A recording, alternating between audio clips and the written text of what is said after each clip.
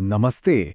आज हम बात करने वाले हैं रोहित राहुल के बिहार पॉलिटिकल एम्बिशन के बारे में। ये बिहार की राजनीति के लिए एक कह सकते हैं एक बहुत ही साहसिक विजन है और ये विजन पूरी तरह से युवा नेतृत्व पर मतलब यूथ लीडरशिप पर फोकस्ड है। तो चलिए देखते हैं कि इस क्रांतिकारी विचार की जड़ें कहाँ हैं और इसके पीछे की सोच क्या है। अब बिहार के हर एक विधानसभा में विधायक के लिए सिर्फ युवा ही आगे बढ़े, तो इस पूरे विजन का, इस पूरी सोच का जो सेंटर पॉइंट है वो यही एक पावरफुल कॉल है। सोचिए, बिहार की हर एक विधानसभा सीट पर एमएलए सिर्फ एक युवा हो, ये कोई छोटी बात नहीं है, एक बहुत बड़ा दावा है। तो जाहिर है सवाल ये उठता है कि आखिर इस सोच के पीछे का लॉजिक क्या है। तो इसका जवाब मिलता है युवा शक्ति के कॉन्सेप्ट में। देखिए, ये जो विजन है वो युवाओं को सिर्फ उम्र के एक नंबर की तरह नहीं देखता, बल्कि इसके हिसाब से युवा तीन बहुत ही पावरफुल सिंबल्स यानी प्रतीकों को रिप्रेजेंट करते हैं। सबसे पहला, युवा यानी शक्ति। और हां, यहां सिर्फ फिजिकल स्ट्रेंथ की बात नहीं हो रही है। ये शक्ति है बदलाव लाने की एनर्जी की, नई चुनौतियों को फेस करने के साहस की और समाज में एक पॉजिटिव चेंज लाने की कैपेसिटी की। दूसरा सिंबल है युवा यानी विकास। मतलब ये विजन सीधे सीधे युवाओं की जो नई सोच है, उनकी जो एनर्जी है, उसको समाज की तरक्की से जोड़ता है। उनका मानना है कि युवाओं के पास वो फ्रेश पर्सपेक्टिव, वो ताजगी है जो सालों से चली आ रही प्रॉब्लम्स के नए सॉल्यूशंस ढूंढ सकती है। और तीसरा और शायद सबसे खूबसूरत मेटाफर है युवा यानी सूर्य। और ये जो कंपैरिजन है ना, ये बहुत गहरा है। सोचिए, जैसे सूरज अंधेरे को हटाकर रोशनी फैलाता है, ठीक वैसे ही युवा लीडरशिप पॉलिटिक्स में ट्रांसपेरेंसी मतलब पारदर्शिता और क्लैरिटी ला सकती है। और जाहिर है इससे समाज का ही भला होगा। ठीक है, तो ये विजन सुनने में तो काफी पावरफुल लगता है ना, लेकिन यहीं पर एक बहुत ही नेचुरल सवाल दिमाग में आता है। अनुभव का क्या? पॉलिटिक्स में एक्सपीरियंस का क्या? क्या सिर्फ जोश और एक नई सोच से ही सब कुछ हो सकता है?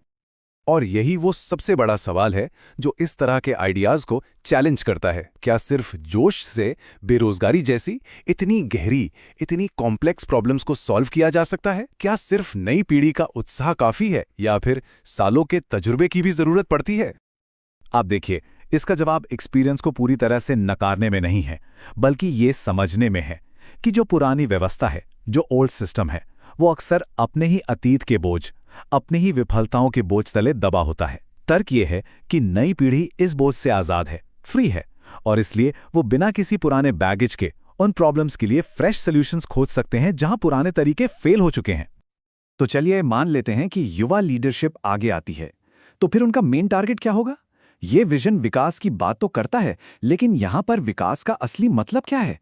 क्योंकि ये सिर्फ, आप जानते हैं, ऊपरी बदलावों की बात नहीं है, ये उससे कहीं ज्यादा गहरा है। यहां विकास का मतलब सिर्फ सड़कें बनाना या बिल्डिंग्स खड़ी करना नहीं है। नहीं, इसका मतलब है सर्वांगीण विकास। मतलब समाज की हर तरफ से तरक्की, होलिस्टिक डेवलपमेंट। और इसका फोकस उन बेसिक इकोनॉमिक और सोशल मुद्दों पर है जो लोगों की जिंदगी पर सीधा असर डालते हैं। और इस सर्वांगीण विकास को दो बहुत ही क्लियर इकोनॉमिक गोल्स में बांटा गया है। पहला, बेरोजगारी का खात्मा, जो कि बिहार के सबसे बड़े चैलेंजेस में से एक है, हम सब जानते हैं। और दूसरा, नए उद्योगों की स्थापना।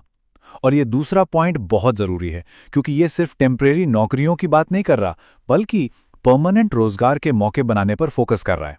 जिससे क्या होगा? समाज की जो इकोनॉमिक फाउंडेशन है वो मजबूत होगी।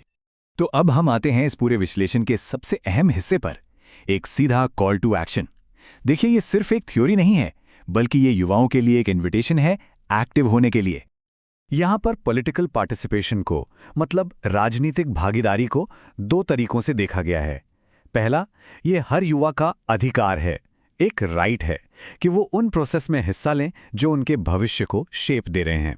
लेकिन साथ ही ये समाज के प्रति उनका एक कर्तव्य भी है, एक ड्यूटी भी है कि वो आगे आएं और एक बेहतर बिहार बनाने में अपना कंट्रीब्यूशन दें।